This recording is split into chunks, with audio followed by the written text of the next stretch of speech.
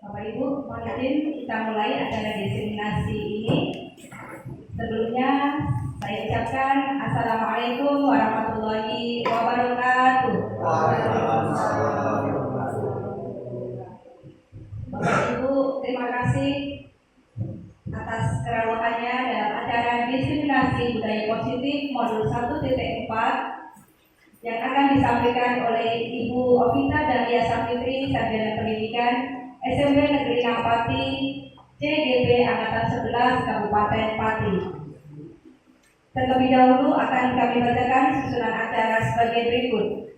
Yang pertama, pembukaan, dilanjutkan dengan acara yang kedua yaitu sambutan dari Bapak Kepala Sekolah.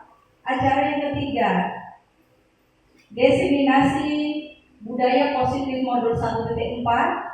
Acara yang keempat, tanya jawab. Acara yang kelima, penutup dan doa. Bapak Ibu, marilah pada kesempatan siang hari ini acara ini kita buka dengan bacaan basmalah bersama. Bismillahirrahmanirrahim. Terima kasih. Dilanjutkan dengan acara yang kedua yaitu sambutan dari Bapak Kepala Sekolah SMP Negeri 6 Pati yang terhormat Bapak Mat Anjuri Subianto, Sarjana Pendidikan. Waktu dan tempat dipersilakan.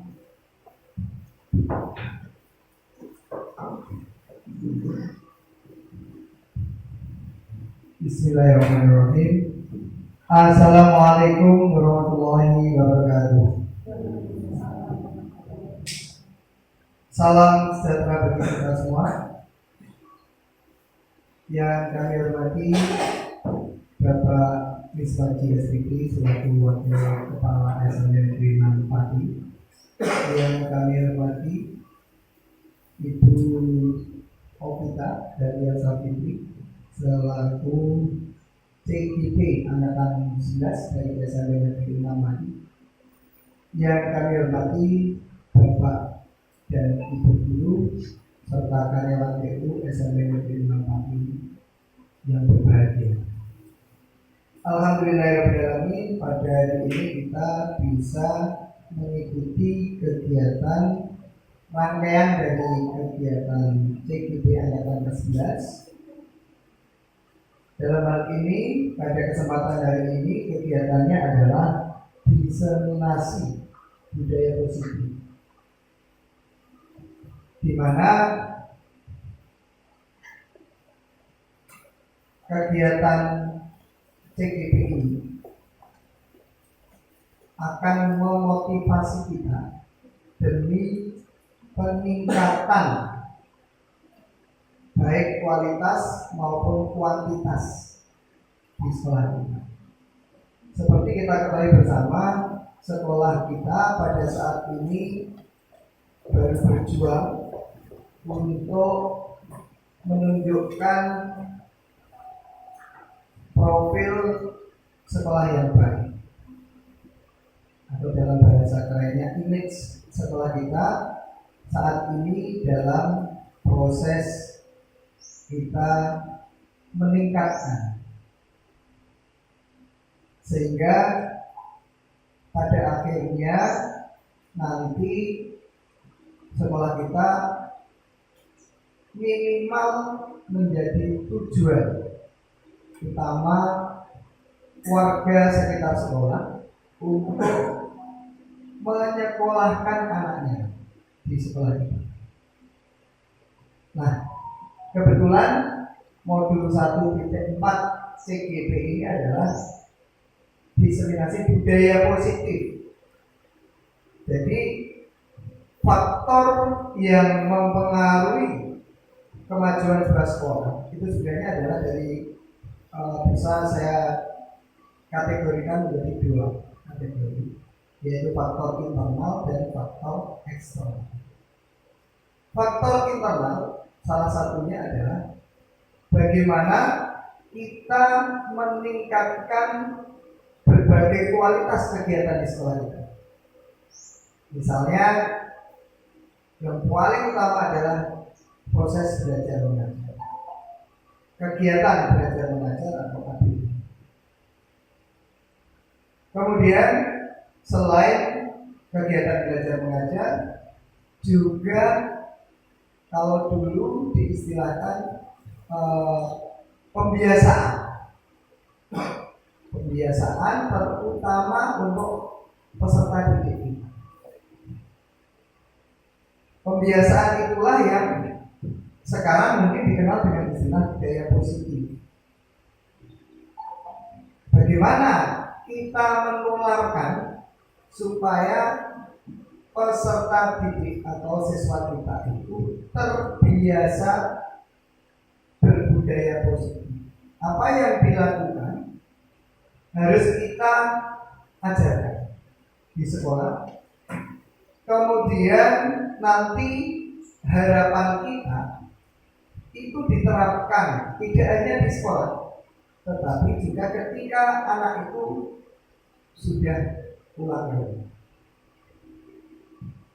Itu adalah faktor internal, salah satu faktor internal di mana nanti apabila budaya positif itu sudah terbiasa kita laksanakan di dalam sekolah kita, maka ada faktor yang kedua, yaitu faktor eksternal. Jadi faktor eksternal atau dari luar itu adalah kepercayaan masyarakat, dan ini memang saling kait-terkait. Di masyarakat itu akan percaya apabila citra kita baik. Citra kita itu bergantung bagaimana kita menyampaikan apa yang sudah kita lakukan, sehingga masyarakat itu mengetahui, oh ternyata di SMP Negeri 6 Pati itu kegiatannya bagus. Oh ternyata di SMP Negeri 6 Pati itu tidak ada lagi anak-anak nakal. Kalau citra itu terbentuk di luar, maka kepercayaan masyarakat akan semakin kuat. Yang pada akhirnya tanpa kita sadari, itulah yang menjadi tujuan kita, di mana kemajuan sekolah itu memang tidak terlepas dari dua faktor itu, internal dan eksternal.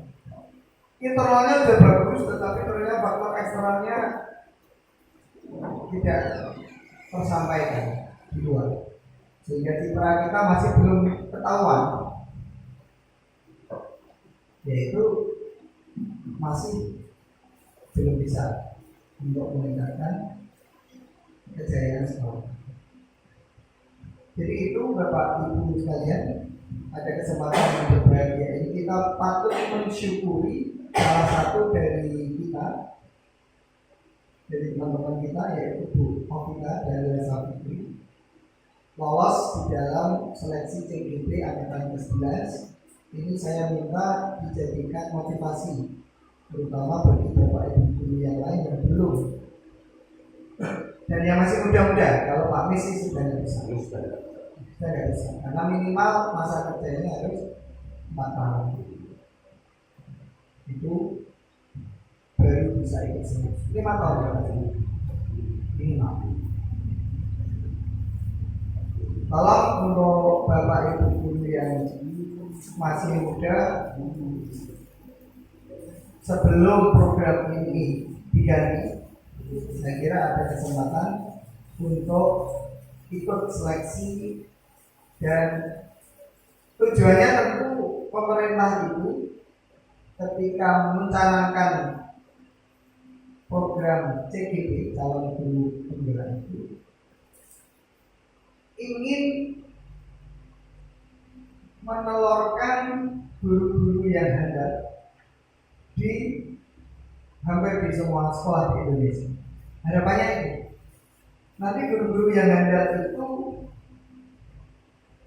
menjadi virus positif bagi Bapak Ibu guru yang lain, sehingga Bapak Ibu guru yang lain juga diharapkan memiliki kualitas yang minimal sama, kalau perlu lebih dari guru pembina. Belum tentu guru pembina lebih baik dari yang bukan guru pembina, tetapi untuk guru penggerak, salah satunya sudah terbuktikan dengan kegiatan-kegiatan nyata. Minimal membuat program seperti yang sudah kita laksanakan kemarin. Ini yang ketiga ya. Yang kemarin kan yang kedua ya. Yang pertama yang di luar sekolah, pendampingan, dan ini yang kegiatan yang ketiga, proses untuk menjadi guru penggerak.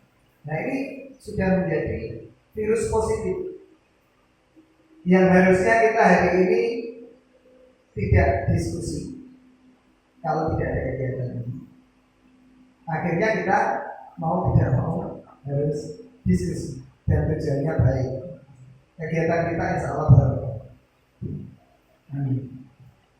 Jadi sekali lagi kita dukung, kita backup Bu Ofisa di dalam proses yang pada akhirnya nanti menjadi guru penggerak dalam berbagai kegiatan.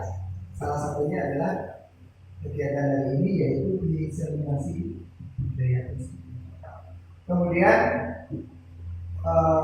sedikit tambahan untuk Bu Ofit selaku CGP Angkatan ke-11, kami betul-betul wanti-wanti karena memang untuk proses ke guru penggerak itu mau nggak mau penjenengan harus meluangkan waktu yang banyak di luar proses KPN, dan kegiatan CGP kalau yang saya baca dan saya lihat dari berbagai media, memang tidak boleh mengganggu kegiatan guru CGP. Jadi misalnya kegiatan seperti ini, kenapa kita ngambilnya setengah juta? Itu salah satu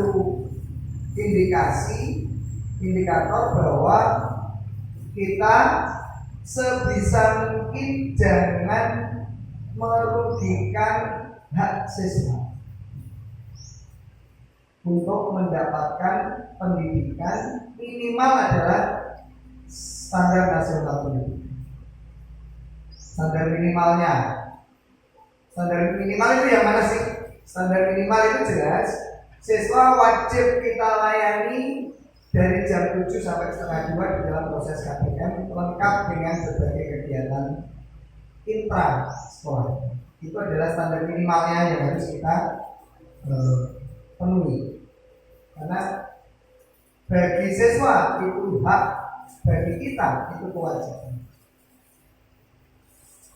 Sekali lagi untuk Bu Ofit selaku CGP, sesuai dengan yang dicanangkan pemerintah, proses untuk mencapai guru penggerak jangan sampai mengurangi kuantitas dan kualitas KPM penjaringan sebagai guru dengan tugas-tugas penjaringan selama ini. Sementara itu, Bapak Ibu, yang bisa kami sampaikan atas perhatian Bapak Ibu sekalian, kami ucapkan terima kasih. Kurang lebihnya mohon maaf. Assalamualaikum warahmatullahi wabarakatuh. Terima kasih. Dilanjutkan dengan acara yang ketiga, yaitu diseminasi. Kami ulangi, acara yang ketiga yaitu diseminasi budaya positif modul 1.4 oleh Ibu Ofita Dahlia Saputri, Sarjana Pendidikan. Kepadanya dipersilakan.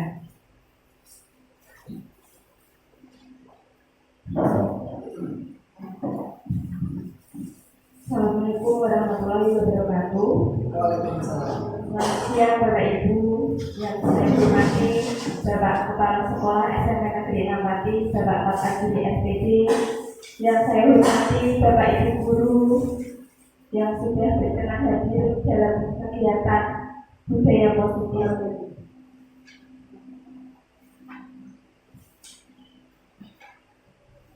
Untuk mempersingkat waktu, perkenankan saya untuk menyampaikan pemahaman dan penerapan pengalaman Ini adalah salah satu program dari pendidikan guru penggerak angkatan 11 di modul 1.4 tentang budaya positif. Tentunya Bapak Ibu sudah tidak asing lagi dengan kata budaya positif. Sebelumnya di SMP Negeri 6 Pati, sekolah tercinta kita sudah menerapkan budaya positif.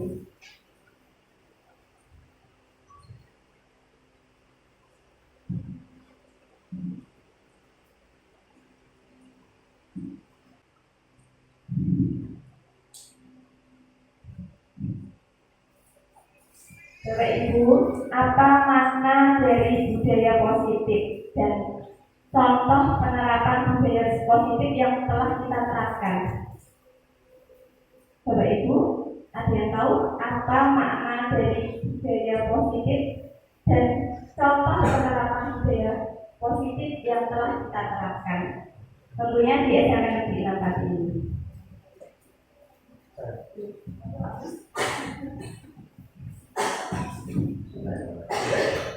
Apa makna budaya positif?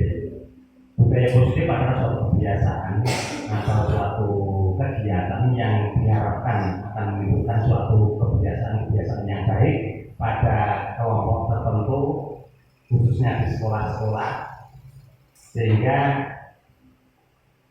kebiasaan itu akan mengakar di tempat itu menjadi suatu kebiasaan sehari-hari, baik itu kebiasaan anak-anak maupun kebiasaan oleh Bapak Ibu.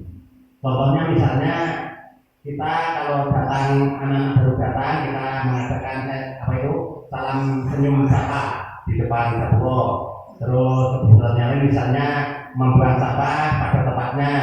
Yang lain misalnya saja kalau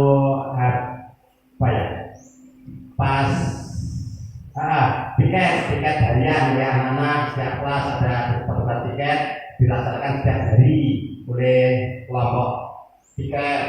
Terus misalnya saja setiap mau awal pelajaran diadakan semacam kesepakatan kelas sebelum memulai pelajaran. Itu. Terima kasih. Terima kasih, tepuk tangan untuk Pak Mis.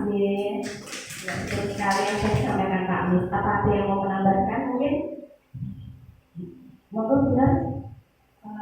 Makna dari budaya positif ini itu proses menciptakan Berdiri biar kelihatan. Kelihatan proses untuk menciptakan kedisiplinan sehingga anak itu tahu memperbaiki dari kesalahannya. Jadi mana dari budaya positif itu seperti itu. Jadi proses untuk menciptakan anak lebih baik. Manfaatnya itu nanti dengan adanya budaya positif anak tahu akan tujuannya dan tahu dari kesalahannya harus seperti apa. Itu makanya ada yang namanya budaya positif. Seperti itu. Terima kasih benar, tepuk tangan untuk Ibu.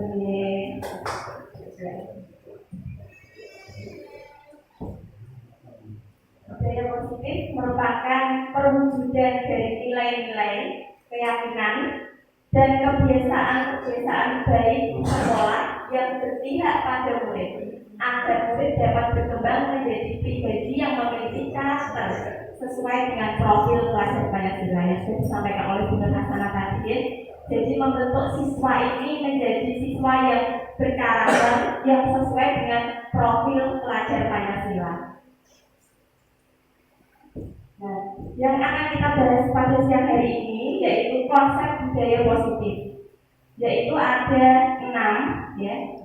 Yang pertama adalah perubahan paradigma belajar, yang kedua disiplin positif dan nilai-nilai kebajikan universal, yang ketiga adalah 5 kebutuhan dasar manusia, yang keempat adalah 5 posisi kontrol, yang kelima keyakinan kelas, dan yang keenam adalah segitiga restitusi. Kita akan membahasnya satu persatu di Bapak Ibu. Untuk yang pertama adalah perubahan paradigma belajar. Nah, di sini ada 2 gambar pembelajaran dengan paradigma baru. Di sini ada gambar yang pertama, ya. Gambar yang pertama ini bagaimana Bapak Ibu?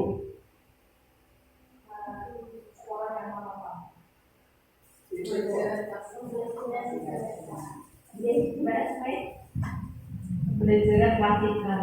Kemudian yang pertanyaan kedua, diskusi kelompok. Ada yang lain mungkin? Ya, betul sekali ya. Yang pertama ini semua anak tertuju kepada guru. Berarti ini adalah teacher center. Ya. Jadi anak lebih pasif, ya. Jadi gurunya berpusat pada guru. Ya, anaknya lebih pasif. Kemudian yang kedua ini adalah diskusi kelompok yang dikatakan Bu Mei tadi. Ya. Nah ini berarti ini adalah student center, berpusat pada anak. Ya. Jadi anak itu lebih aktif, lebih menemukan apa yang ia temukan, ya. Berpikir kritis. Ya. Nah sekarang ini kan maraknya dengan pembelajaran berdiferensiasi, ya. Jadi berpusat pada siswa. Jadi kita mengelompokkan siswa, ya, diferensiasi konten, diferensiasi proses, ya. Jadi ada satu kelas itu kan tidak sama semua, ya. Jadi pembelajarannya berpusat pada anak itu nanti dikelompokkan. Jadi misalkan satu kelas itu terdiri dari 30 anak, ya, itu dikelompokkan menjadi beberapa siswa, beberapa kelompok, dan dikelompokkan dengan keinginannya. Dari awal itu kan ada asesmen awal normatif itu, ya, untuk mengetahui keinginan anak, misalkan mendengarkan atau mungkin melihat gambar. Nah, sukanya gambar saja seperti itu ada anak. Atau mungkin ada yang menandai bagaimana teacher center dan student center. Cukup ya, bisa dilanjutkan ya. Selanjutnya, pendidikan menurut KHJ Dewantoro. Pendidikan adalah tempat bersemayamnya seni kebudayaan.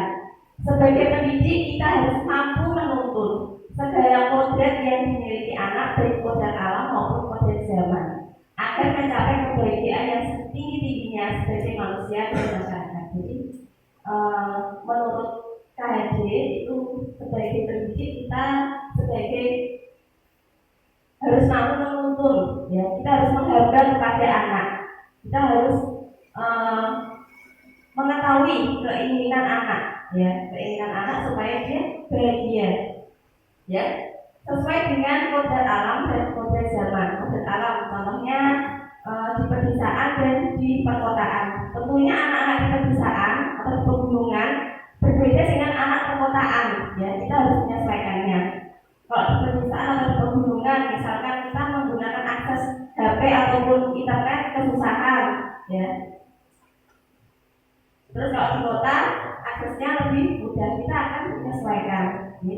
Kemudian yang modern zaman, sekarang zamannya zaman teknologi, berbasis teknologi.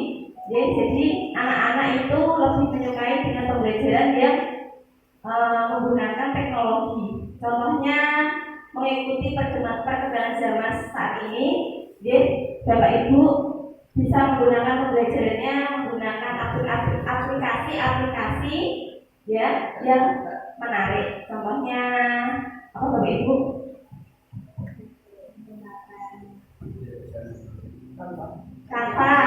Canva bisa, ya. Jadi anak-anak lebih senang, ya, dalam pembelajaran. Mungkin anak-anak diajak ke lab komputer atau mungkin ke lab multimedia. Nah, seperti saat ini, ya, yang sedang kita laksanakan, ya.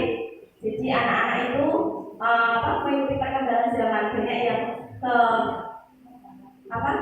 bermain TikTok atau mungkin Facebook, ya, untuk mengembangkan ide-idenya seperti itu. Contohnya kemarin waktu program dari BPMP membuat video, nah itu anak-anak ditugasi untuk membuat video kemudian di-up di media sosialnya, dan itu karya anak-anak sangat luar biasa sekali, ya, mengikuti perkembangan zaman.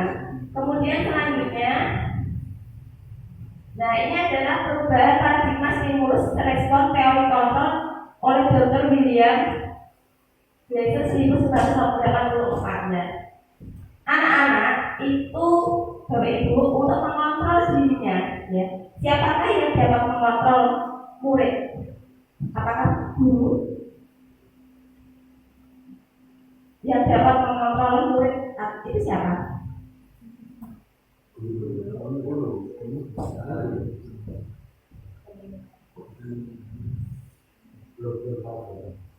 Ya, murid itu yang bisa mengontrol itu adalah dirinya sendiri. Jadi bapak ibu guru ya belum tentu bisa untuk mengontrol anak itu. Ya. Nah ini sesuai dengan stimulus respon teori kontrol. Ya. Jadi realitas kebutuhan kita sama. Ya. Kemudian teori kontrolnya itu realitasnya kita berbeda. Nah, semua orang melihat hal yang sama. Nah, dalam teori kontrolnya itu setiap orang memiliki gambaran yang berbeda. Nah, terus kita mencoba mengubah orang agar berpandangan sama dengan kita. Artinya kita tidak bisa ya mencoba mengubah orang agar berpandangan sama dengan kita. Ya, contohnya anak A dengan anak yang B, ya tentu saja tidak sama. Nah, kemudian kita berusaha memahami pandangan orang lain tentang dirinya. Selanjutnya perilaku buruk dilihat sebagai suatu kesalahan. Nah, untuk teori kontrolnya semua perilaku memiliki tujuan. Nah, ini orang lain tidak bisa mengontrol saya dalam stimulus responnya. Ya. Tapi kalau di teori kontrol hanya Anda yang bisa mengontrol diri Anda. Tadi hanya bisa mengontrol dirinya sendiri. Saya bisa mengontrol orang lain dalam respon dunia ini. Kemudian yang dari kontrolnya tidak bisa mengontrol orang lain. Kemudian pemaksaan pada saat diserang gagal. Kemudian kolaborasi dan konsensus menciptakan pilihan-pilihan baru. Nah, sekarang apa makna disiplin menurut Bapak Ibu dan apa tujuannya? Disiplin, ya. Makna dari disiplin. Tentunya kita sering sekali ya. Disiplin. Dan menurut Bapak Ibu itu apa maknanya?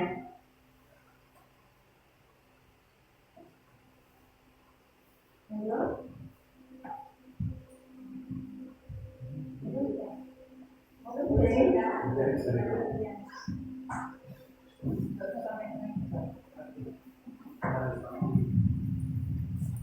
Terima kasih.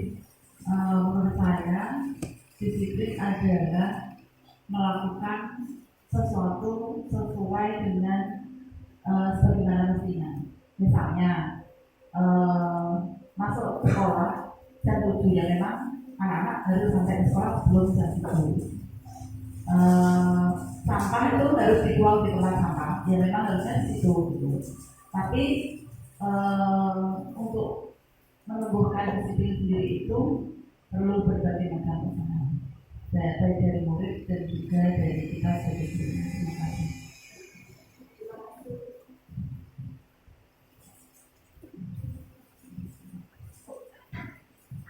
Terima kasih. Dan ada yang lain mungkin habis.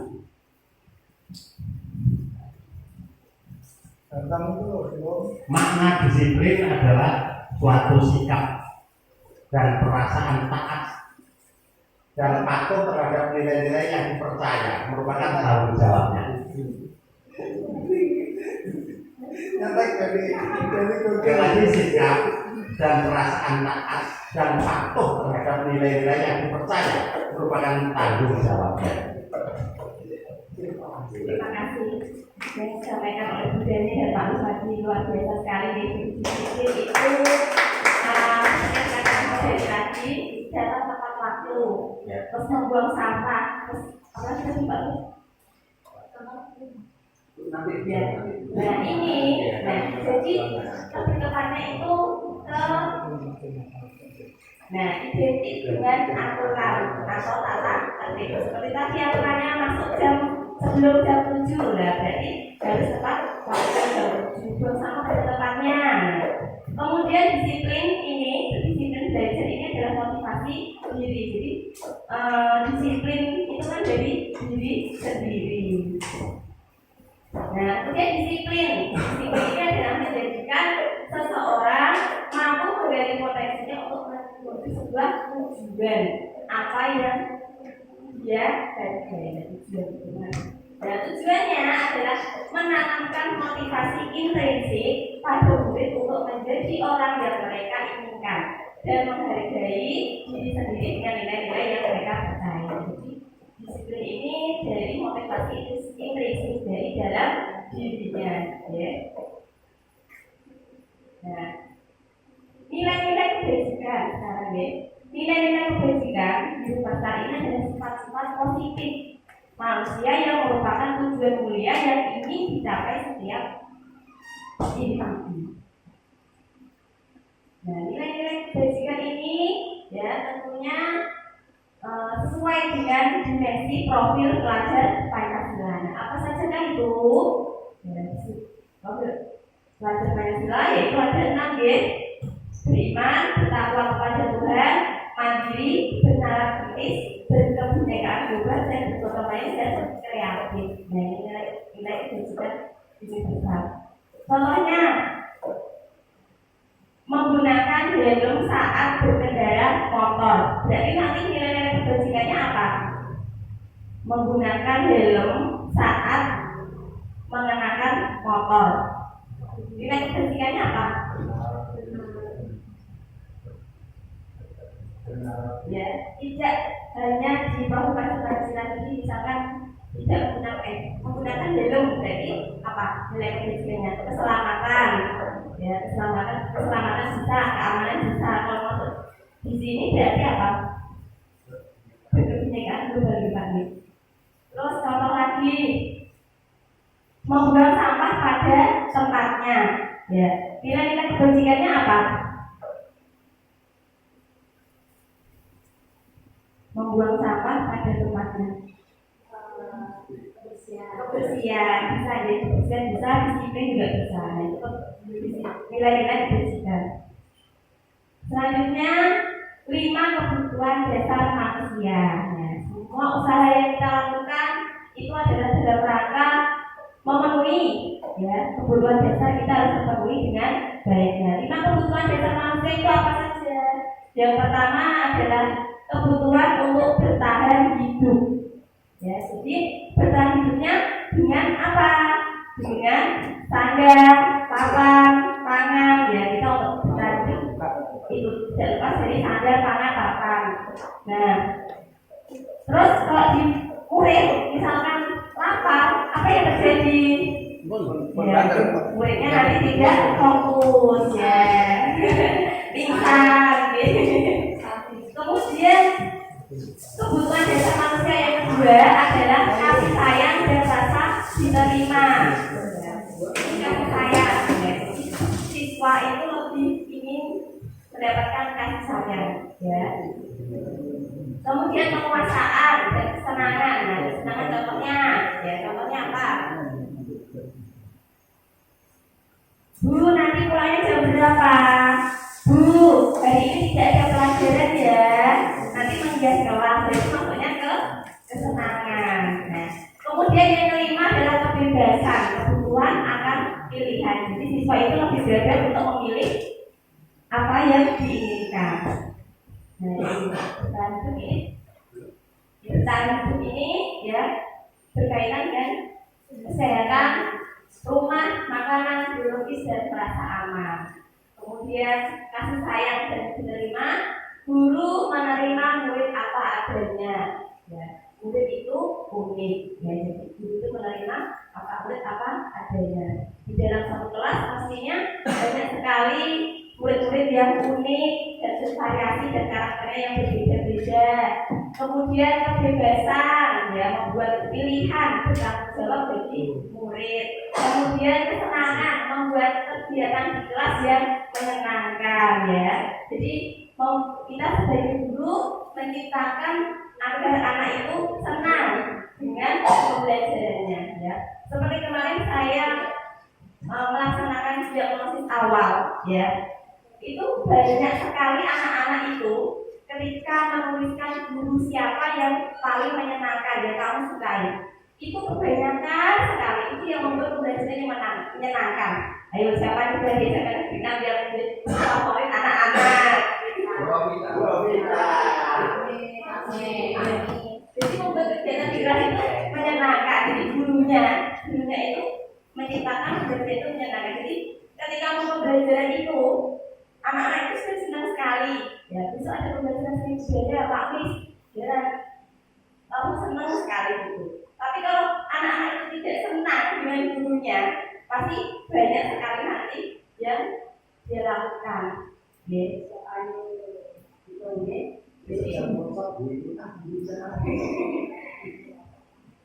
selanjutnya, apa yang terjadi jika kebutuhan dasar tersebut tidak terpenuhi? Nah, kira-kira dari 5 kebutuhan dasar tadi, jika tidak terpenuhi, apa yang akan terjadi? Ya, tadi misalkan tidak mendapatkan pangan, sandang, atau tidak mendapatkan kasih sayang, kesenangan. Nah, apa yang akan terjadi? Nah, apa yang terjadi Bapak Ibu? Monggo Pak Bunda.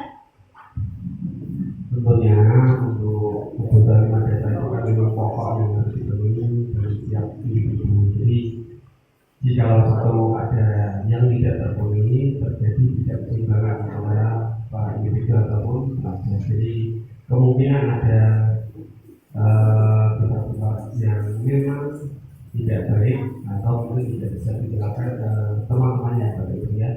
Jadi kita sebagai guru juga bisa memberikan contoh sifat yang baik pada individu. Terima kasih Pak Abdullah. Jadi 5 kebutuhan dasar itu sudah tidak terpenuhi, ya, itu akan mengakibatkan sesuatu yang tidak diinginkan. Ya. Kemudian 3 motivasi perilaku manusia. Yang pertama, untuk menghindari ketidaknyamanan hukuman. Nah, ini contohnya siswa, ya, apa yang terjadi jika nanti saya tidak melakukannya? Ya, nanti saya mendapatkan hukuman apa ya kalau tidak melakukannya? Nah, untuk yang kedua, untuk mendapatkan imbalan dari orang lain atau institusi. Ya, nanti kalau saya melakukan, saya mendapatkan hadiah apa ya? Nah, untuk yang kedua ini adalah motivasi dari eksternal, ya, eksternal dari luar. Ya. Kemudian yang ketiga, ini adalah untuk menghargai dirinya sendiri dengan nilai-nilai yang dipercaya. Jika nanti saya melakukan, saya akan jadi apa ya? Nah, itu adalah motivasi internal. Nah, sekarang perbedaan hukuman dan konsekuensi. Hukuman, ya, hukuman yang pertama, sesuatu yang menyakitkan harus terjadi. Kemudian yang konsekuensi, sesuatu yang harus terjadi. Yang kedua, membuat anak sakit fisik maupun hati jangka waktu lama. Itu hukuman. Contohnya hukuman berdiri di bawah siang bendera jam 12 siang. Nah, ini membuat anak sakit fisik, ya. Terus lagi, kamu itu bodoh sekali. Nah, itu juga maksudnya hukuman apa? Kamu itu bodoh sekali. Jadi kata-kata, ya, dengan menunjuk ya verbal, ya. Kemudian konsekuensi membuat anak merasa tidak nyaman dalam jangka waktu yang pendek. Nah, dengan adanya hukuman, anak membenci kedisiplinan. Nanti contohnya setiap hari Selasa Rabu ya, di SMP 6 kan melakukan kebiasaan PBB. Nah, misalkan nanti tidak memakai sepatu warna hitam, nanti dihukum maju di depan sampai nanti tidak mengikuti pelajaran, sampai nanti mungkin disuruh lari mengelilingi lapangan. Nah, itu anak itu cenderung membenci kedisiplinan, ya. Kemudian kalau untuk konsekuensi, anak menghargai disiplin. Nah, kalau hukuman paksaan, pokoknya itu tadi setiap hari Senin, Selasa Rabu anak memakai sepatu hitam. Nah, dipaksa, ya. Kalau tidak memakai sepatu hitam, nanti saya dapatkan hukuman, stimulus dan tanggapan. Kemudian mendorong anak menyakiti diri sendiri, mendorong anak agar anak bisa menyesuaikan diri. Kemudian konsep diri yang buruk, konsep diri yang baik. Nah, kemudian untuk anak belajar untuk menyembunyikan kesalahan. Nah, contohnya dia tahu kalau dia tidak memakai sepatu warna hitam, dia bersembunyi karena dia salah, ya, supaya nanti tidak kena hukuman. Nah, konsekuensi itu adalah anak belajar untuk memenuhi peraturan. Nah, hukuman marah rasa bersalah, dipermalukan, merasa tak sebaik-baiknya. Jadi contohnya anak tidak memakai sepatu warna hitam, disuruh masuk ke depan, dan dia pasti merasa malu sekali. ya, dilihat oleh teman-temannya. Nah, kalau konsekuensi ini adalah tunjangan hak dibuat tidak nyaman, diasingkan untuk sementara. Nah, ini adalah konsekuensi. Nah, sekarang kita bahas bersama-sama ya Bapak Ibu, perbedaan hukuman dan konsekuensi. Yang pertama, mencatat 100 kali di dalam buku kalimat. Saya tidak akan terlambat lagi karena terlambat ke sekolah. Apakah ini hukuman atau konsekuensi Bapak Ibu?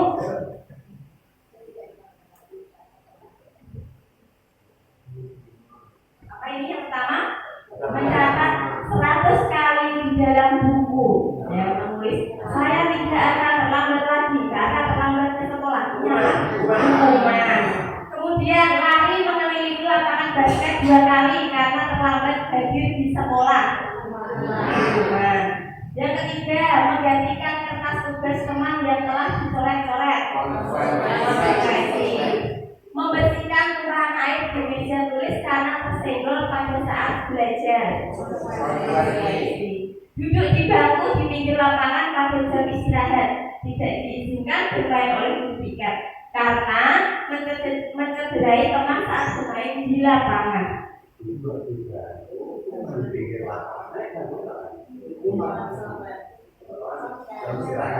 Konsekuensi. Meminta murid untuk tidak mengenakan sepatu seharian di sekolah karena tidak mengenakan sepatu hitam. Konsekuensi. Berjemur di lapangan basket pukul 12 siang karena mengobrol dengan teman. Ini Bapak Ibu hukuman dan konsekuensi. Sekarang kita explain terlebih dahulu ya Bapak Ibu. Ini semua ya.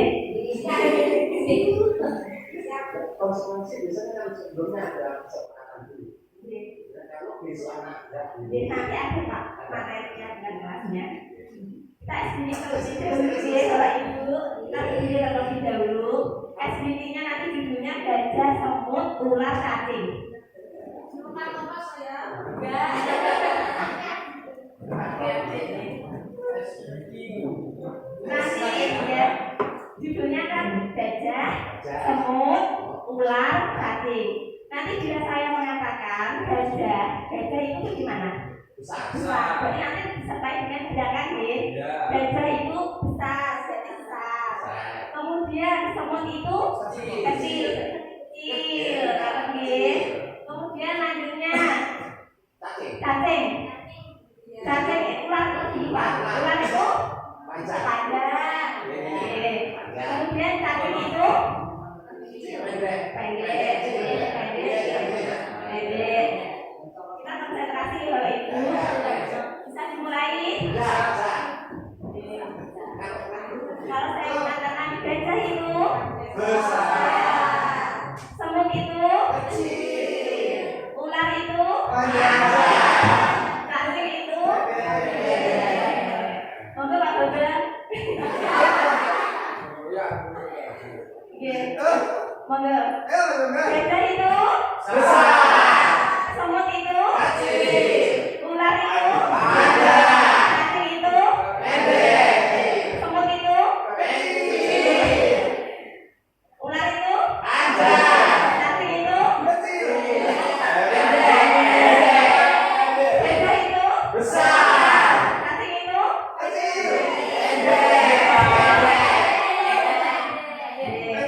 dan sekarang berubah lagi. Kalau saya mengatakan gajah itu kan besar, tapi nanti gerakannya kecil. Gajah itu besar, nanti gerakannya kecil. Ular itu ular panjang sekali. Semut itu kecil, semutnya kecil, nanti gerakannya besar. Konsentrasi Bapak Ibu. yang salah di konsekuensi apa hukum? Benar-benar yang salah nanti dapat apa? Ilmu.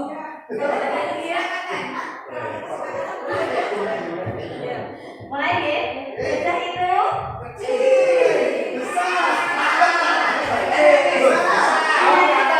Besar. gajah besar.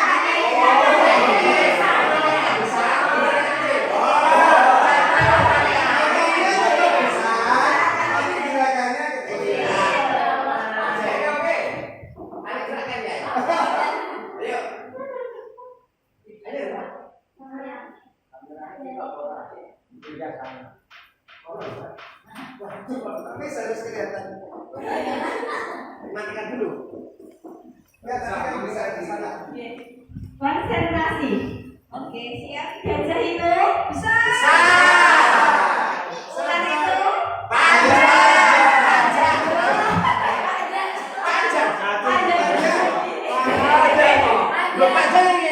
Enggak, ini yang pertama, yang kedua.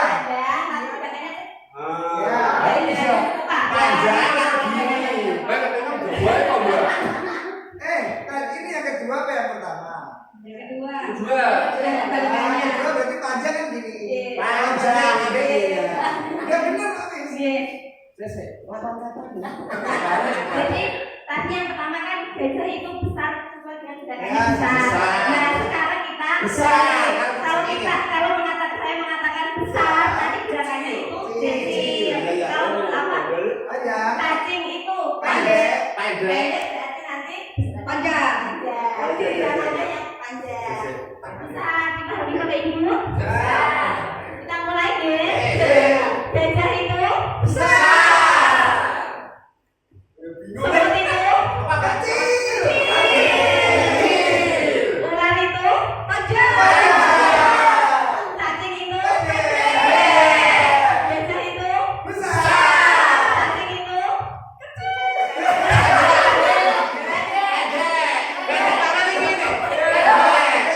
semut itu luar biasa sekali Bapak Ibu. Perhatian, mulai sekarang 5 posisi kontrol restitusi ya. Nah, saya simak video kita lagi. Itu loh Pak.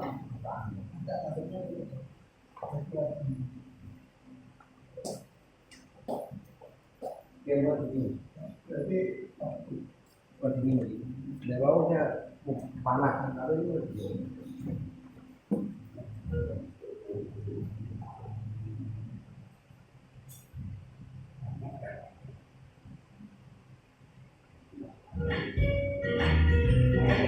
Posisi kontrol guru ya. Salam bahagia Ibu dan Bapak Guru hebat. Dalam penerapan disiplin positif restitusi, salah satu program yang dikembangkan adalah 5 posisi kontrol.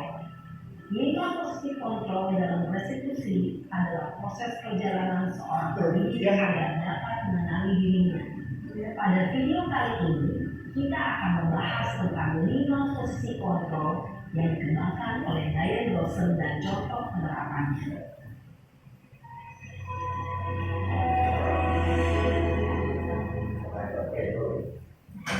Lima posisi kontrol itu adalah 1. Posisi penghukum, 2.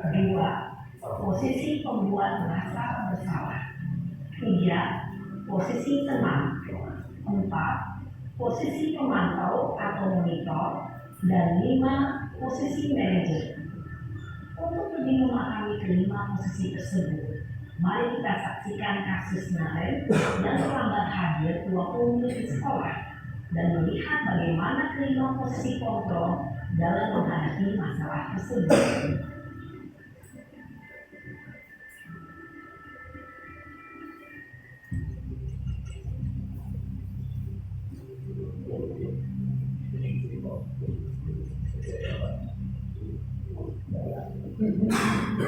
Naren, sini kamu.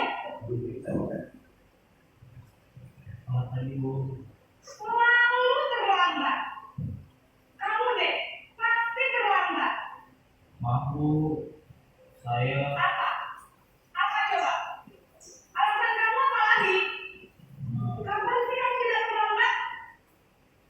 Malas sekali ya kamu jadi anak. saya Dasar pemalas. Gak kapok-kapok sih kamu. Sudah berapa kali terlambat? Sana, kamu keliling lapangan basket 2 kali. kenapa saya harus beli lapangan basket Bu? Kenapa? Kamu malah ibu. Berani-beraninya jawab. Sudah terlambat, masih berani jawab pula. Sekarang, keliling lapangan basket 5 kali sekalian.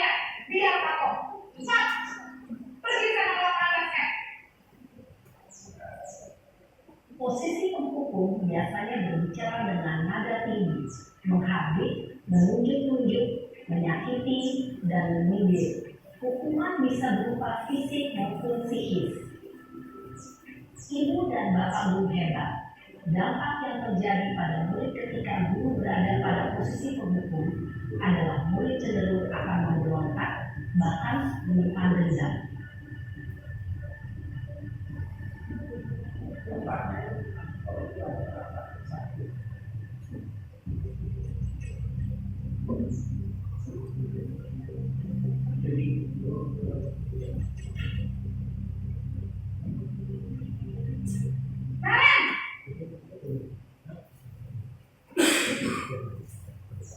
Kenapa Ibu? Naren, kamu kenapa terlambat lagi, nak? Ya Tuhan, Naren, kamu senang ya bikin ibu susah ya? Kalau kamu terlambat lagi, nanti ibu yang ditegur bapak kepala sekolah, nak. Disangka ibu tidak bisa membina kamu. Duh, gimana ini? Maaf Bu. Gusti Naren, kamu suka ya kalau ibu tegur bapak kepala sekolah? Terus, sekarang ibu harus tulis apa ini buku absen? Ini kamu sudah sering terlambat loh. Ibu harus apa coba? Maaf Bu. Maaf sekali. Ya sudah, lain kali jangan bikin ibu susah lagi ya nak ya. Ibu tidak akan kuat lagi kalau kamu begini terus. Bisa jantungan kalau ibu tegur bapak kepala sekolah. Sana cepat kelas. Maaf ya Bu. Maaf sekali. Posisi pembuat rasa bersalah berbicara dengan nada tenang, cenderung lembut. Namun kata-kata yang diutarakan membuat murid merasa menjadi orang yang gagal, memandang buruk dirinya sendiri, merasa tidak berharga, dan tidak sanggup membahagiakan orang lain. Ketika guru mengambil posisi pembuat rasa bersalah, murid akan menganggap dirinya yang bersalah dan ia akan menyimpan emosi negatif tersebut di dalam dirinya.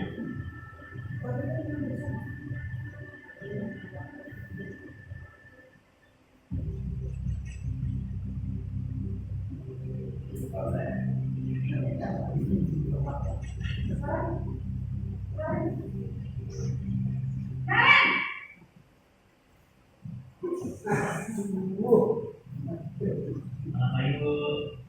Wah, sudah jam berapa ini nak? Terlambat lagi ya saya. Iya Bu. Habis ibu saya lupa meloloskan saya Bu.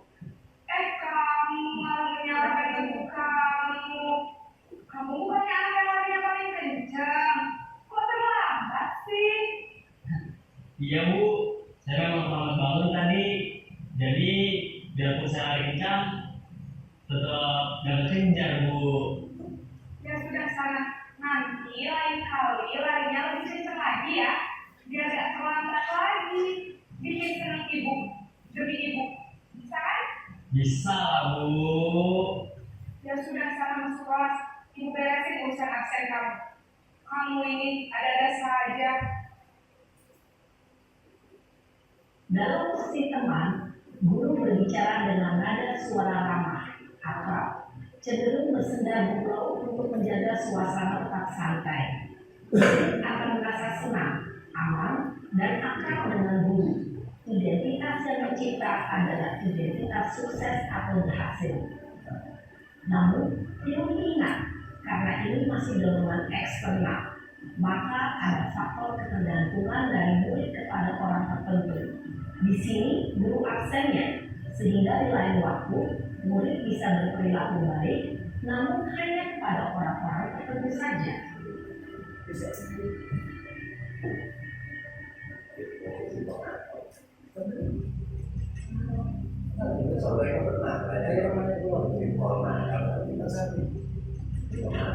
Pokoknya jam nanti kemarin yang ini pakai tadi dari update.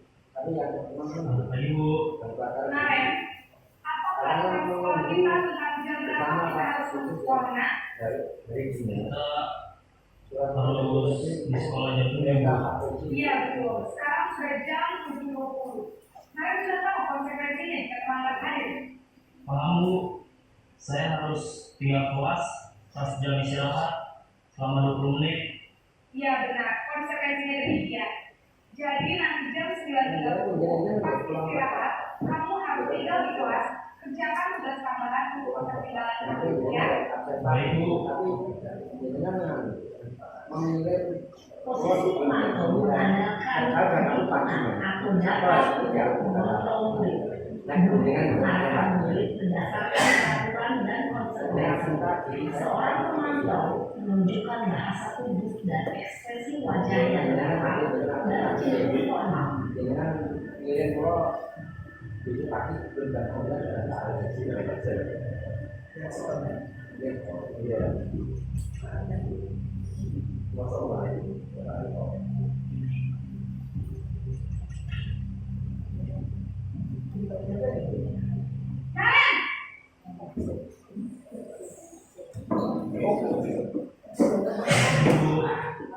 Selamat pagi Naren. Maaf Bu, saya terlambat. Iya, sekolah masuknya jam 7, sekarang sudah jam 7.20. Jadi sekarang bagaimana ya Naren? Maaf Bu, saya lupa tahu alarm saya semalam. Baiklah, menurut kamu, keyakinan sekolah yang mana yang kamu tingkatkan? Menghargai diri sendiri dan orang lain mungkin ya Bu. Setuju. Jadi, apakah Naren meyakini prinsip saling menghormati tersebut? Iya Bu, saya meyakininya. Apakah Naren bersedia memperbaiki masalah keterlambatan ini? Bersedia Bu. Bagaimana kamu akan memperbaiki masalah keterlambatan ini? Saya akan coba untuk tidak lupa menyetel alarm saya Bu. Baik, kalau kalian lupa menyetel alarm di rumah, ada orang yang kira-kira bisa bantu mengingatkan tidak? Ada Bu, karena saya Kak Emma. Ada lagi selain Kak Emma? Selain Kak Emma, ada ibu saya. Baik, jadi yang mengingatkan Naren adalah Kak Emma dan ibu kamu ya. Kira-kira akan mulai alarm kapan Naren? Setelah pulang sekolah, akan segera saya lakukan. Baik, jadi Naren akan setel alarm untuk bangun besok pagi dan akan diingatkan oleh kakak dan ibu dan Naren ya. Ada lagi yang mungkin perlu dilakukan Naren agar tidak terlambat bangun lagi. Tidak ada Bu. Baik Naren, terima kasih untuk kerjasama kamu. Sekarang kamu perlu kembali kepada buku belajar. Baik Bu, terima kasih.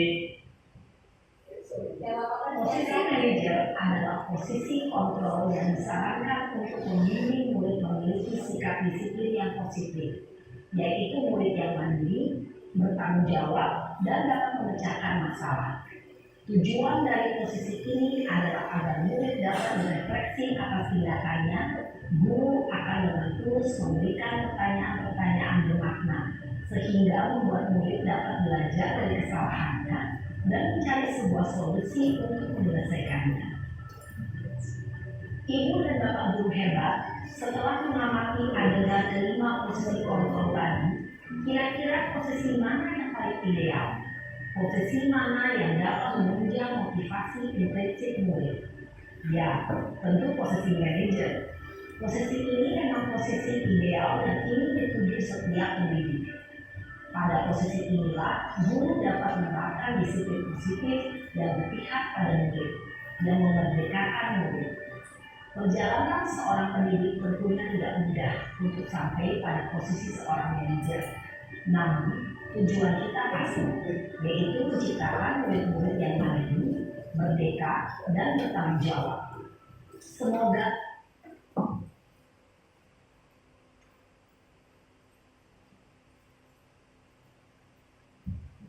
Dari posisi kontrol guru tadi, Bapak Ibu sering memakai posisi yang mana, Dek?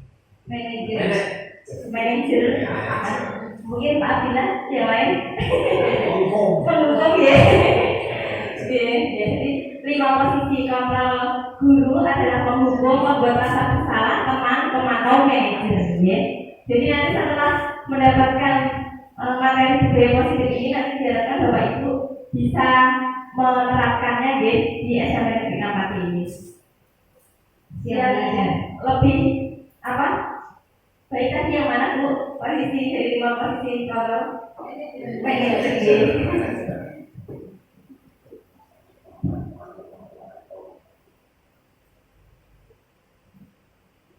Nah, sekarang ada kasus nih. Dimas tidak memakai atribut lengkap saat upacara bendera hari Senin. Kira-kira kalau posisi kontrol guru sebagai pemantau, apa yang harus dikatakan guru? Mungkin tidak Dimas itu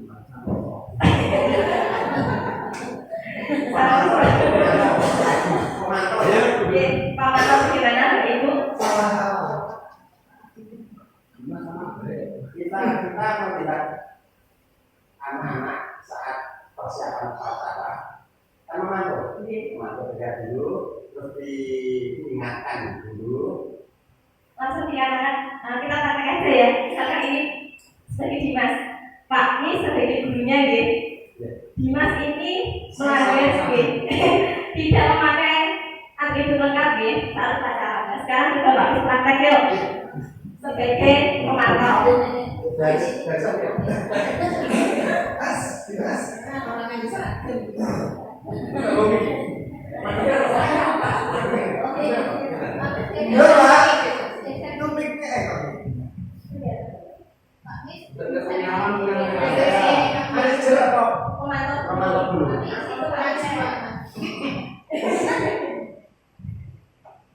Loh, ini kok masih kelas 7. Padahal Pak, dilakukan kelas 9. Saya ke 10 dulu Pak. Ya 9. Kelas 10 Pak kita. Ini kan masih 7. Iya. Ayo kapan diperbaiki? Maaf, Pak. Ganti kapan? Besok lusa. Nah, Iya. dulu. Iya Pak. Kecil loh ya. Iya. Ini Iya. masih angka 7, ini dari 9. Tuh, posisinya ini bajunya siapa ini? Kok masih bangunan masuk SMA? Baju kakaknya ya? Bukan ya? Itu Pak. Baju ibu. Dulu. Iya. Ya ini ganti loh ya. Iya Pak. Saya lihat itu besok, saya lihat tadi. Iya. Kalau masih sini harus diganti. Maaf Pak. Ya. Iya. Ini posisi kalau yang lain bisa dikatakan nanti Pak. Manajer. Manajer.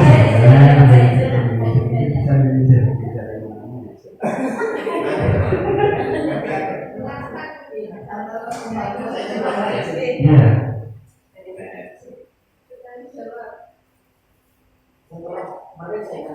Iya. Loh, gila. Ayo, sudah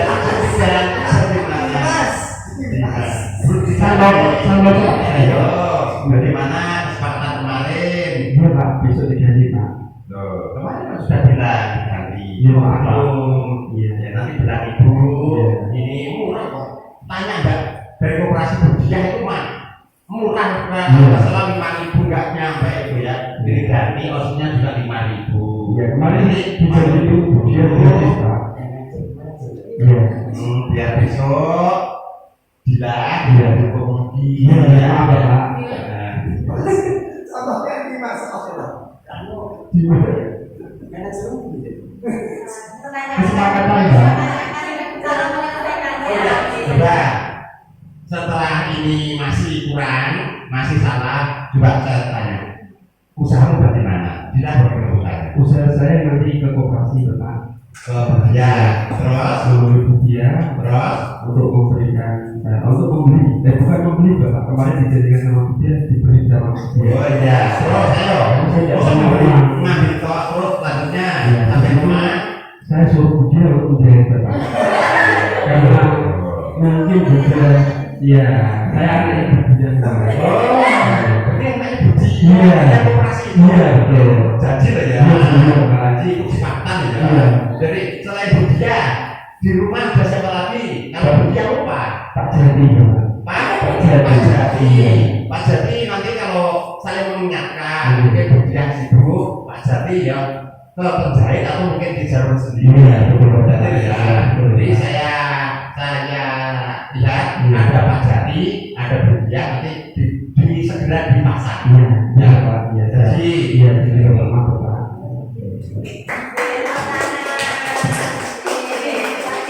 Salah satu contoh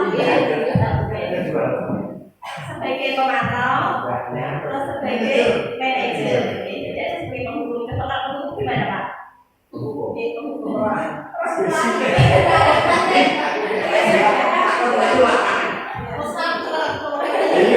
Jelas. Ayo, ini Dinda kemarin sudah saya ingatkan, nggak pakai sabun, nggak pakai kopi. Ayo, lari keliling lapangan upacara. Terima kasih luar biasa sekali tadi contoh dari 5 posisi kontrol guru Pak Miswani sebagai gurunya dan Pak Dila nanti sebagai Dimas. Posisi pemantau, terus satu kita penghukum dan manajer. Ya, penghukum itu biasanya menggaji penunjuk desa kamu anak bandel, nah seperti itu ya. Terus kita penghukum seperti itu. Kemudian yang pemantau tadi ya, Dimas, kamu karena tidak memakai atribut, sekarang kamu operasi ya, kamu sama dia untuk meminta gratisan gitu ya tadi ya. Ini kasus yang Coba ini ada pertanyaan ya, itu maksudnya itu penghukum hukuman apa? Hukuman apa itu?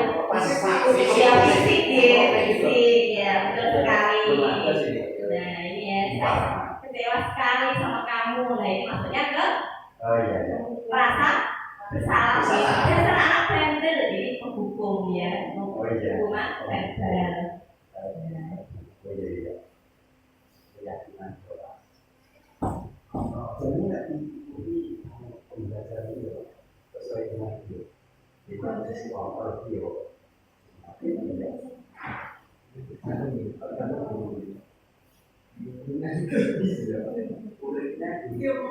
Satu dengan itu dari posing. Tadi Ilyas. Kita selamat.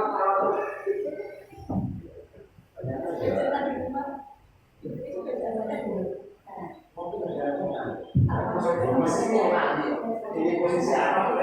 Langsung posisi.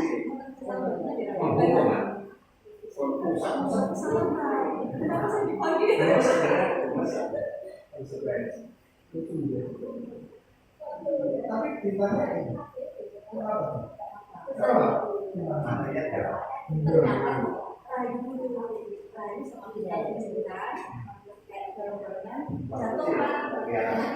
Nah iya, posisi kontrol guru berkata, coba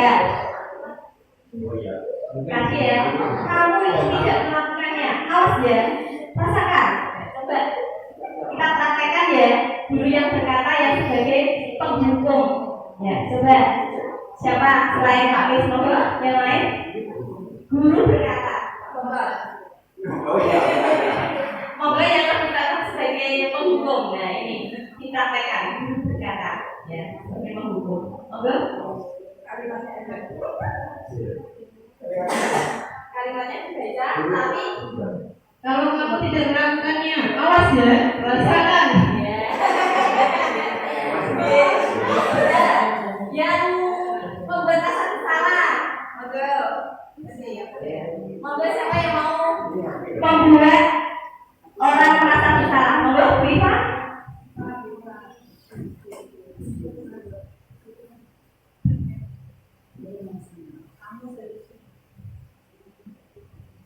Kamu seharusnya, kamu sudah tahu, aku lelah sekali mengatakannya. Aku stres. Kemudian sebagai teman, monggo yang lain, yang sebagai teman saya mungkin.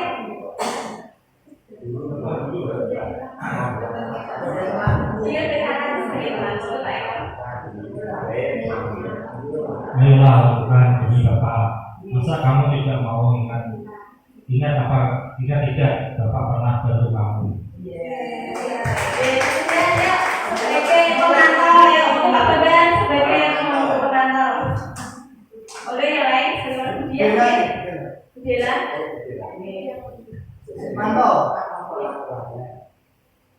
Memantau.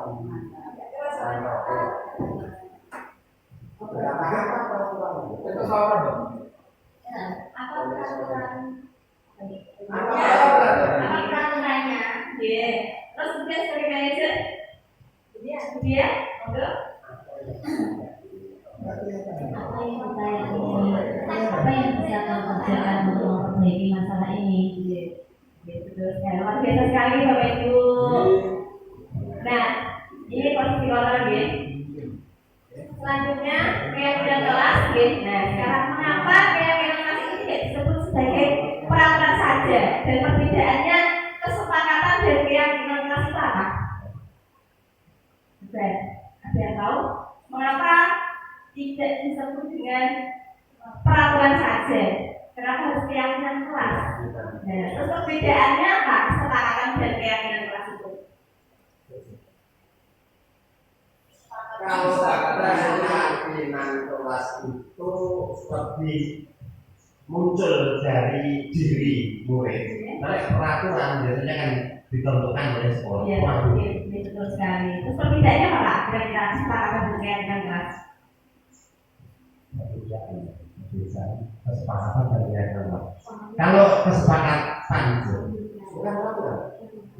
Kesepakatan sama keyakinan. Peraturan sekolah, peraturan itu biasanya dari sekolah, ya. Kemudian kesepakatan dan keyakinan kelas itu sedikit berbeda. Kalau kesepakatan itu biasanya disepakati bersama, tapi kalau keyakinan itu mengacu dengan nilai-nilai kebajikan universal tadi Pak. Jadi contohnya dilarang membuang sampah pada tempatnya. Nah, kita ubah menjadi kalimat positif. Dilarang membuang tempatnya. Menaruh sampah di tempatnya. Dilarang membuang sampah sembarangan. Jadi diubah menjadi keyakinan kelas dengan kalimat positif dengan nilai-nilai kebajikan universal tadi menjadi positif. Kalimat positifnya Menaruh sampah jagalah. Jadi keyakinan kelas itu. Nah, ini pembentukan keyakinan kelas sebenarnya Bapak Ibu semua, ya, terutama di wali kelas, dia sudah menerapkan pembentukan keyakinan kelas. Nah, keyakinan kelas ini bersifat abstrak daripada peraturan yang lebih rinci dan konkret. Keyakinan kelas berupa pernyataan-pernyataan yang universal. Jangan membuang sampah sembarangan. Nah, nanti diubah menjadi kalimat positif. Jagalah kebersihan. Pernyataan keyakinan kelas dibuat dalam bentuk positif. Ya, keyakinan kelas sebenarnya tidak terlalu banyak, sehingga mudah diingat dan dipahami. Kemudian semua warga kelas sebaiknya ikut berkontribusi dalam membuat kegiatan kelas. Dalam kelas pendapat. Nah, ini contoh penerapan membuat keyakinan kelas yang sudah saya terapkan di kelas 7D. Ya. Jadi maka awalnya mengajak anak-anak untuk menuliskan apa keinginannya, dia ditulis di kertas post-it, kemudian nanti ditanggalkan ke depan kelas. Nah, ini anak-anak sedang memberikan kesempatan kepada siswa untuk menuliskan keyakinan kelas sesuai dengan keinginannya. Nah, ini siswa menambahkan apa yang sudah ditulis di kertas plano, ya, keinginannya apa. Nah, ini murid bersama guru merangkum keyakinan kelas. Jadi anak-anak ada yang menuliskan di situ dirangkum dan juga menjadi kalimat positif. Contohnya tadi dilarang membuang sampah sembarangan, juga menjadi jagalah kebersihan. Nah, sekarang segitiga restitusi ini adalah materi yang terakhir, yaitu segitiga restitusi, di mana proses menciptakan kondisi bagi murid untuk memperbaiki kesalahan mereka sehingga mereka bisa kembali pada kelompok mereka dengan karakter yang jauh lebih kuat. Nah, praktik segitiga restitusi ya sudah menciptakan murid ya tadi untuk memperbaiki kesalahan mereka. Nah, segitiga restitusi itu ada 3 langkah. Yang pertama adalah menstabilkan identitas, membuat anak yang merasa gagal karena melakukan kesalahan menjadi positif terhadap dirinya. Contohnya berkata, berbuat salah itu hal yang manusiawi. Ya, tentunya ibu juga pernah melakukan kesalahan itu. Nah, itu tidak ada manusia yang sempurna. Kita pasti bisa menyelesaikan permasalahan ini. Padahal kamu bisa loh melakukan hal yang lebih buruk dari ini. Nah, itu menstabilkan identitas. Kamu pasti punya alasan mengapa melakukan itu. Nah, ini adalah maksudnya menstabilkan identitas. Kemudian validasi tindakan yang salah. Nah, ini adalah membantu murid untuk mengenali basic need atau kebutuhan dasar yang ingin dipenuhinya ketika melakukan kesalahan itu. Nah, contohnya guru berkata, kamu punya alasan mengapa kamu melakukannya. Nah, apakah kamu bisa melakukan dan lebih baik besok lagi? Kemudian menstabilkan identitas, membuat anak yang merasa bersalah, merasa gagal karena melakukan kesalahan menjadi positif terhadap dirinya.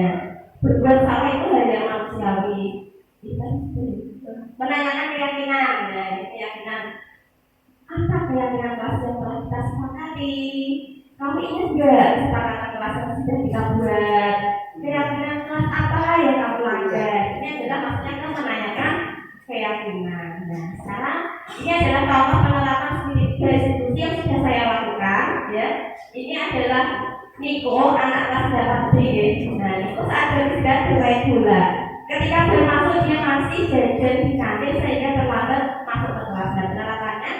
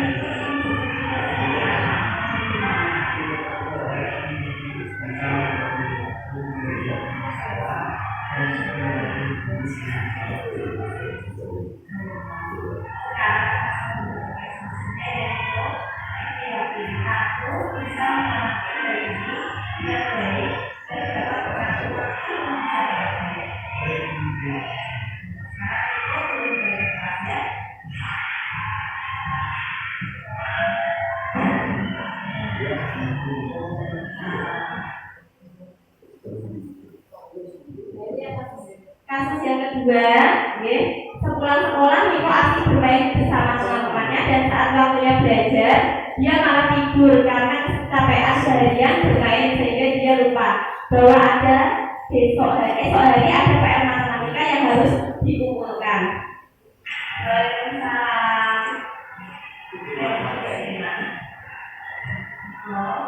Gimana seperti ini ya?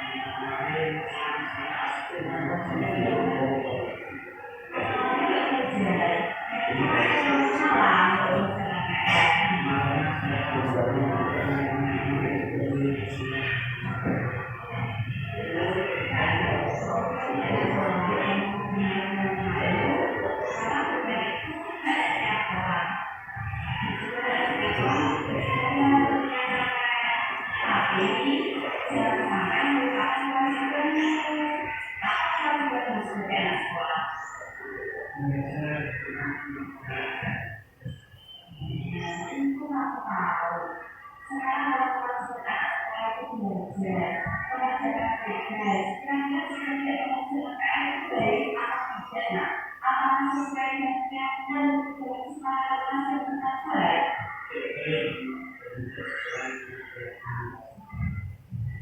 Maksudnya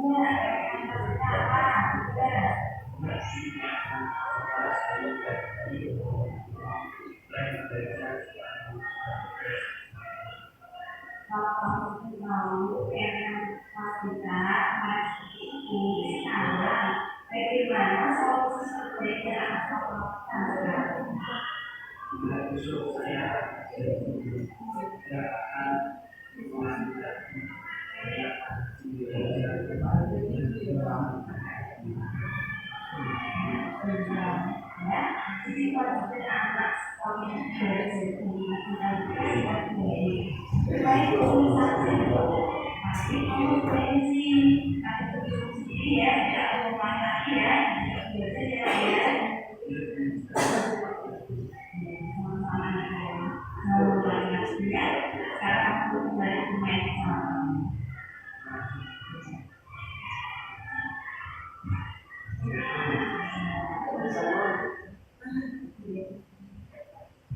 baik, instansi ya, contoh penerapan dari segitiga diskusi yang saya terapkan dari salah satu siswa yaitu Niko kelas 8B ya.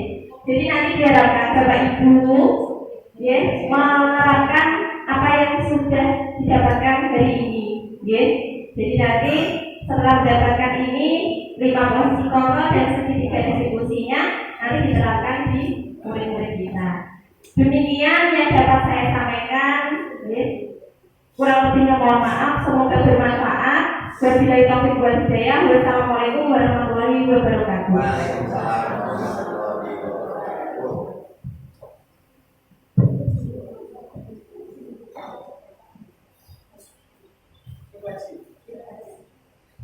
Bapak Ibu, demikianlah diseminasi dari budaya positif yang telah dibawakan oleh Ibu Ovita. Untuk selanjutnya yaitu refleksi yang akan disampaikan oleh Bapak Kepala Sekolah SMP Negeri Namati. Kepadanya dipersilakan. Terima kasih. Assalamualaikum warahmatullahi wabarakatuh. Singkat saja untuk refleksinya, apa yang sudah dipresentasikan oleh Ibu Ovita tadi, saya yakin Bapak Ibu apalagi yang sudah senior itu pasti sudah menerapkan berbagai posisi. Tadi terutama masalah posisi mengontrol. Ada kita menerapkan sebagai pendukung, ada kita sebagai pemantau, ada juga sebagai manajer. Dan menurut saya memang yang terbaik manajer, tapi mungkin timbul pertanyaan, belum tentu dengan posisi kontrol kita sebagai misalnya teman itu malah lebih efektif, itu belum tentu. Bisa jadi malah anak menjadi gitu, karena merasa ya katakanlah bapak gurunya ibunya santai kok, nggak ada apa-apain kan gitu. Sehingga kita, menurut saya ya kita harus tahu posisi kapan kita harus menempatkan diri dalam posisi kita. Walaupun yang terbaik itu adalah sebagai manajer dan memang paling sulit kalau tidak salah. Jadi itu tadi. Kemudian untuk refleksi, saya kira tadi seperti yang disampaikan kepada kita, nanti materi rekan-rekan dikasih. Rekan guru nanti bisa paling tidak tadi harapannya adalah mitra. Nanti setelah ini diharapkan kita sama-sama bikin aksi nyata yang di PM itu loh Pak. Oh gitu, sampai aksi nyata diharapkan gitu. Ya, nanti kan bisa menerapkan yang keyakinan kelas.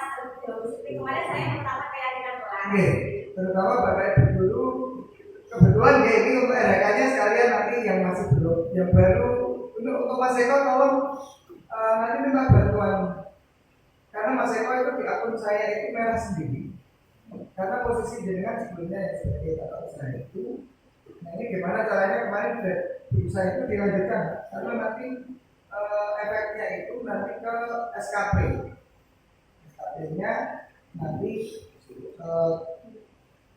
tidak akan, walaupun ini belum semua yang Bu Dian, Bu Dela, Pak Eko, Bu Merita belum semua untuk SKP, tetapi yang untuk RHK saya nggak tahu Bu Merita. Yang lainnya tolong yang sudah itu dari Bu Dani, Bu Dela, Bu Nurhasana dan Bu Okita. Berempat yang saya setujui sampai hari ini. Yang lainnya tolong yang masih di dalam bentuk draft bisa segera dikirimkan untuk saya tinggal. Untuk Bu Merita sudah masuk belum ada akunnya. Nah itu segera ya. Sekalian. Jadi refleksinya nanti tolong rekan-rekan Bapak Ibu guru itu menindaklanjuti apa yang kita diskusikan hari ini, upayakan sampai aksi nyata yang nanti bisa kita manfaatkan diisikan di RHK. Itu dari saya cukup, kalau punya maaf. Terima kasih. Assalamualaikum warahmatullahi wabarakatuh. Untuk RHK itu minimal 32 ya? Minimal 32. Maksimal ya? Maksimal sebenarnya nggak ada sih. Yang penting nanti kalau jenengan misalnya bisa menunjukkan memang bukti fisiknya mencapai itu ya nggak benar. Terima kasih Bapak Ibu, selesai sudah acara pada siang hari ini. Marilah kita tutup dengan bacaan hamdalah